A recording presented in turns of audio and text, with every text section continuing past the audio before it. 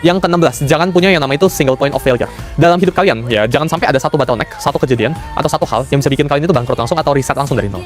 Misal, ya, gue nggak pernah, sangat-sangat tidak pernah sekarang rekomendasikan diri gue buat all in ke suatu aset. Jadi gue nggak pernah taruh duit gue di 100% keuangan, misal ke Bitcoin atau sebagainya, gitu ya. Gue nggak pernah all in.